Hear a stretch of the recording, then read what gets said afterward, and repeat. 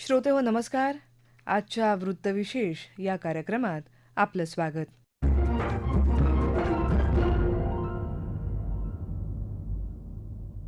श्रोते हो, देशात 2020 सालापासून नवं राष्ट्रीय शैक्षणिक धोरण लागू झालं आहे. 21व्या शतकातल्या गरजांनुसार देशाच्या शिक्षण व्यवस्थेत आमूलाग्र बदल करण्यासाठी तयार केलेलं हे एक सर्वसमावेशक धोरण आहे. राज्यात या नव्या शैक्षणिक धोरणाची प्रभावी अंमलबजावणी करण्यासाठी उच्च आणि तंत्रशिक्षण विभागाने काल एक राज्यस्तरीय टास्क फोर्स स्थापन केला. या टास्क फोर्सच्या निमित्तानं राज्य सरकारच्या शिक्षण धोरणाच्या उद्दिष्टांचा आढावा आपण आजच्या वृत्तविशेषमध्ये घेणार आहोत. या संदर्भात राज्य सरकारने गठीत केलेल्या टास्क फोर्सचे सदस्य निवृत्त प्राचार्य डॉक्टर अनिल राव यांच्याशी केलेली बातचीत आपण ऐकूया. टास्क फोर्सच्या स्थापनेमागील उद्दिष्ट नेमकं काय आहे? टास्क फोर्स हा आता खरं म्हणजे दुसऱ्या फेज मधलं स्थापना आहे. 2022च्या डिसेंबरमध्ये राज्यामध्ये नवीन शैक्षणिक धोरणाअंतर्गत उच्च शिक्षण व्यवस्था निर्माण करण्याकरता एक स्वतंत्र सुकाणू समिती तयार करण्यात आली होती. त्या समितीने 3 वर्ष काम केलं आणि जून 2025ला त्या समितीचा कार्यकाळ संपला. तो संपल्यानंतर वर्षभर सर्व विद्यापीठांमधून महाविद्यालयातून या सुकाणू समितीने दिलेल्या क्रेडिट फ्रेमवर्कनुसार काम सुरू झालं. आता पुढलं फॉलोअप करता म्हणून हा टास्क फोर्स तयार केलेला आहे. टास्क फोर्स जो तयार केलेला आहे त्याला एकंदर 12-13 वेगवेगळे कामं दिलेली आहेत. त्याची कार्यकक्षा असं आपण म्हणूया. आणि त्या अनुषंगाने महाराष्ट्रामध्ये सर्व विद्यापीठात आणि ऑटोनॉमस कॉलेजेसमध्ये जे NEP सुरू झालेलं आहे, नवीन शैक्षणिक धोरणानुसार पदवी पदव्युत्तर अभ्यासक्रम सुरू झाले आहेत, त्याच्या पुढल्या टप्प्यामध्ये येणारे जे सगळे प्रश्न आहेत, समस्या आहेत, नवीन इश्यूज आहेत, त्यावर हा टास्क फोर्स काही उपाययोजना देईल, मार्गदर्शन करेल, अशी याची प्रामुख्याने भूमिका असेल. आता तुम्ही म्हणालात की वेगवेगळी कामं ही समिती करणार आहे, तर नेमकं कोणकोणत्या विषयांवर धोरणात्मक मार्गदर्शन ही समिती करेल?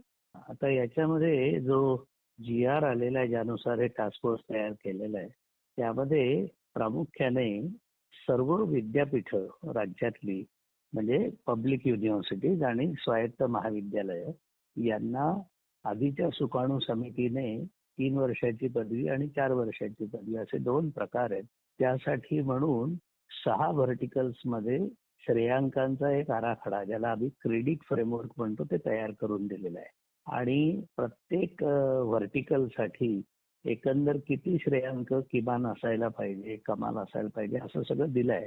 तर ते बरोबर होतंय किंवा नाही याचा आढावा घ्यावा लागणार आहे.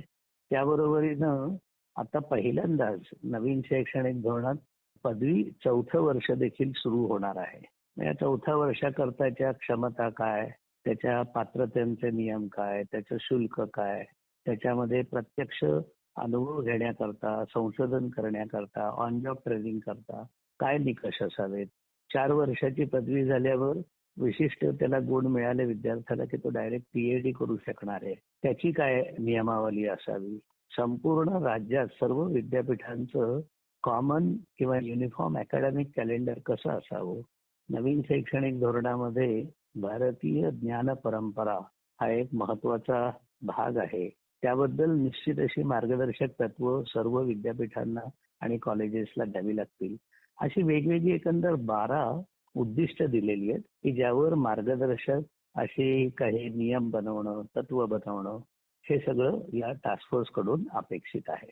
तर तुम्ही आता म्हणालात की विद्यार्थ्यांचं हे 4थं वर्ष जेव्हा 4 वर्षांची पदवी गेल्यानंतरचं असणार आहे, तर ही पदवी घेणारे विद्यार्थी आहेत ते आता बाहेर पडतील पदवी घेऊन, तर त्यांच्यासाठी पुढचं शैक्षणिक टप्पा कसा असेल? म्हणजे अनेक जण प्राधान्य देतात उच्च शिक्षणाला परदेशात जाऊन वगैरे, तर राज्यातच दर्जेदार उच्च शिक्षण मिळावं यासाठी शासन कोणकोणते प्रयत्न करत आहे?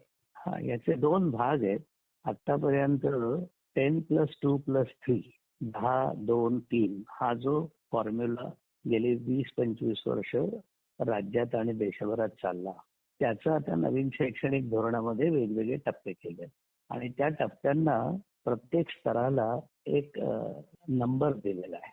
उदाहरणार्थ 12वी पास होणाऱ्या मुलांकरता लेव्हल जी दिलेली आहे ती 4.0 असं म्हटलंय. मग फर्स्ट इयरच्या मुलांकरता 4.5, सेकंड इयर करता 5, थर्ड इयर करता 5.5 या पद्धतीनं ते पुढे सरकत जातात. आता नवीन शैक्षणिक धोरणामध्ये पहिल्यांदाच विद्यार्थ्यांना ऑप्शन असणार आहे. आंतरराष्ट्रीय पद्धतीनुसार 4 वर्षाची पदवी त्यांना घेता येऊ शकणार आहे. आतापर्यंत गेली 25 वर्ष आपल्याकडे 12वी नंतर 3 वर्ष केले की त्याला BA, BSc, BCom मिळायची. आता त्याला 12वी नंतर 3 वर्षांनी ही डिग्री मिळू शकेल, पण 4थं वर्ष त्याने केलं तर त्याला ऑनर्सची डिग्री मिळेल. आणि या ऑनर्सच्या डिग्रीमध्ये देखील 2 भाग आहेत. एक ऑनर्स आहे आणि ऑनर्स विथ रिसर्च आहे. चांगली गोष्ट अशी आहे की ऑनर्स विथ रिसर्च किमान काही गुण प्राप्त करून 4 वर्षात जर विद्यार्थ्याने पूर्ण केलं तर त्याला डायरेक्ट PhD करायला, संशोधन करायला संधी मिळणार आहे. हे नवीन आहे आणि आंतरराष्ट्रीय जे मानांकन आहेत, पद्धती आहे, त्याचा इथे उल्लेख होणार आहे.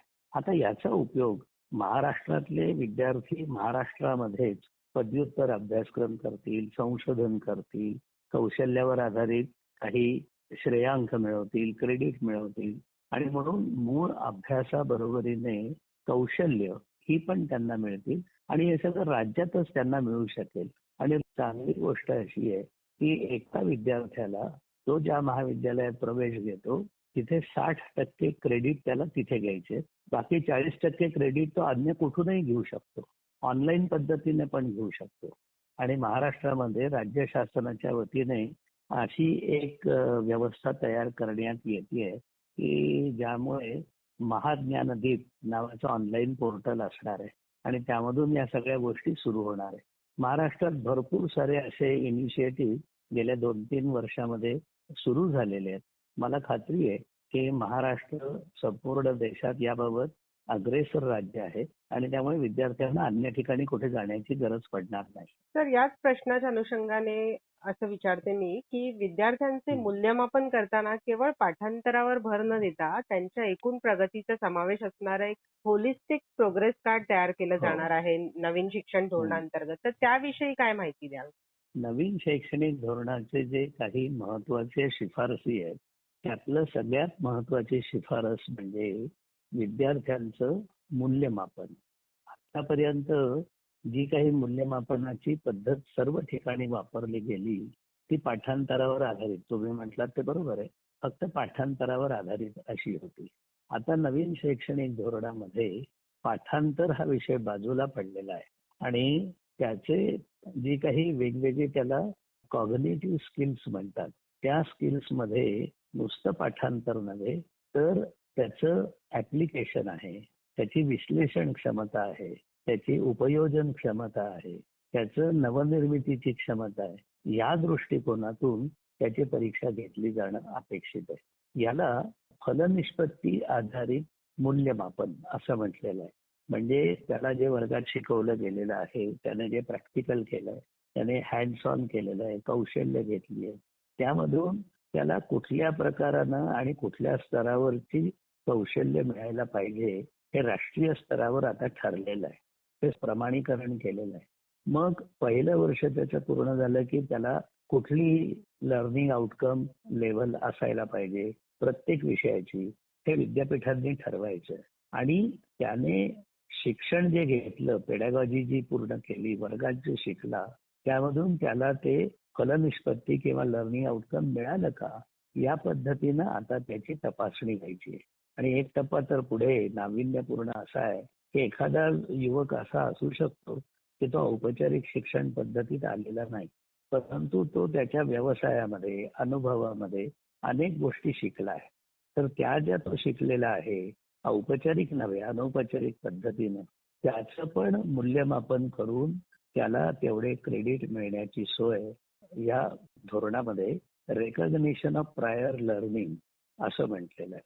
त्याच्यामुळे फलनिष्पत्ती आधारित मूल्यमापन हा पूर्णतः 180 डिग्रीज मधला बदल आहे आणि यासाठी या टास्क फोर्सला येत्या 1-2 वर्षात शिक्षकांची मानसिकता बदलावी लागेल, त्यांना कौशल्य द्यावी लागतील, त्यांना नवीन परीक्षा पद्धतीने कशी चालवायची, प्रश्न कोणते विचारायचे की ज्याच्यातून आउटकम तपासलं जाईल याचं प्रशिक्षण द्यावं लागेल. महाराष्ट्रामध्ये MSFDA Maharashtra state faculty development authority असं नाव आहे या संस्थेचं. शासनाची संस्था आहे, पुण्यात आहे. या माध्यमातून महाराष्ट्रातल्या सर्व प्राध्यापकांना आता लर्निंग आउटकम बेस्ड असेसमेंट कसं करायचं याचं प्रशिक्षण द्यावं लागणार आहे. आणि याचं पूर्ण नियोजन या कार्यबल गटाच्या वतीनं लवकरच 2 महिन्यात तयार केलं जाईल. आणि राज्य शासनाच्या मदतीने, विद्यापीठांच्या मदतीने राज्यातल्या सर्व शिक्षकांचं प्रशिक्षण आपण करणार आहोत, जेणेकरून नवीन शैक्षणिक धोरणाला अपेक्षित असलेल्या गोष्टी येत्या 2-3 वर्षामध्ये आपल्याला प्रत्यक्ष महाराष्ट्रात अस्तित्वात आलेल्या दिसतील. आणि कदाचित या अर्थानं महाराष्ट्र हे पहिलं राज्य देशभरात होऊ शकेल अशा प्रकारानं प्रयत्न करणार आहोत. व्यावसायिक शिक्षणासह उच्च शिक्षणातील GER म्हणजेच एकूण नोंदणी गुणोत्तर 2035 पर्यंत 50% वाढवणं हे देखील या नवीन शिक्षण धोरणातलं एक प्रमुख उद्दिष्ट आहे. तर हा GER म्हणजे नेमकं काय आहे ते आमच्या श्रोत्यांना सांगाल का? आणि हे उद्दिष्ट साध्य करण्यासाठी काय केलं जाणार आहे त्याचीही माहिती द्या. असं म्हणतात, आंतरराष्ट्रीय स्तरावर समाजशास्त्रांचा अभ्यास असं सांगतो की कोणताही देश दीर्घकाळात विकसित व्हायचा असेल तर त्यातला जो युवा वर्ग आहे उच्च शिक्षण घेणारा, त्यांचं प्रमाण 50% पलीकडे पाहिजे, त्यापेक्षा जास्त पाहिजे. यालाच थोडक्यात GER म्हणतात, म्हणजे ग्रॉस एनरोलमेंट रेशो. त्याला सकल प्रवेश गुणोत्तर असं आपण म्हणूया. ग्रॉस एनरोलमेंट रेशो अर्थ असा आहे टेक्निकली की 17 ते 23 वयोगटातली जी लोकसंख्या आहे राज्यातली, त्या लोकसंख्येपैकी 50% युवक युवती उच्च शिक्षणामध्ये असायला पाहिजे. आणि ते जर असतील तर अर्थातच त्यांचं उच्च शिक्षण झाल्यामुळे त्यांच्या क्षमता, कौशल्य वाढेल आणि पर्यायाने राज्याचा आणि देशाचा विकास होईल. सध्या महाराष्ट्राची ही जी ग्रॉस एनरोलमेंट रेशो टक्केवारी आहे ही सध्या 35-35.5% जवळपास आहे. आणि 2035 पर्यंत म्हणजे येत्या 10 वर्षात ती 50% करणं अपेक्षित आहे. पूर्ण देशाच्या स्तरावर आपण विचार केला तर ग्रॉस एनरोलमेंट रेशो इतक्या प्रमाणात असणं हे राज्य पहिल्या 5 राज्यांमध्ये पूर्ण देशभरात आहे. आणि संपूर्ण देशाकरताचं उद्दिष्ट 2035 पर्यंत 50% ठेवलं आहे. एक त्यामध्ये ऍडिशनल भाग जरूर सांगितला पाहिजे की निव्वळ ती मुलं उच्च शिक्षणात येऊन चालणार नाही, तर मिनिंगफुल GER अशी नवीन संकल्पना आता कार्यबल गट आम्ही ती रुजवणार आहोत. म्हणजे नुसते शिकलेत असं नाही, तर त्याला काही अर्थ असला पाहिजे, म्हणजे क्षमता असल्या पाहिजे. आणि त्या दृष्टिकोनातून भरपूर सारे नवनवीन प्रयोग येत्या वर्षभरात कार्यबल गटाच्या वतीने होणार आहेत. तर आपण आकाशवाणीशी संवाद साधलात आणि या विषयावर आपल्या श्रोत्यांना माहिती दिलीत त्याबद्दल आपले खूप खूप धन्यवाद. धन्यवाद. श्रोतेहो, विद्यार्थ्यांना आत्मनिर्भर, सर्जनशील आणि जागतिक पातळीवर स्पर्धा करण्यासाठी सक्षम बनवण्याच्या उद्देशाने तयार करण्यात आलेल्या राष्ट्रीय शिक्षण धोरणाला राज्यातल्या या दुसऱ्या टप्प्यावरच्या समितीच्या माध्यमातून कशी गती मिळेल हे आपण डॉक्टर अनिल राव यांच्याकडून आता ऐकलं.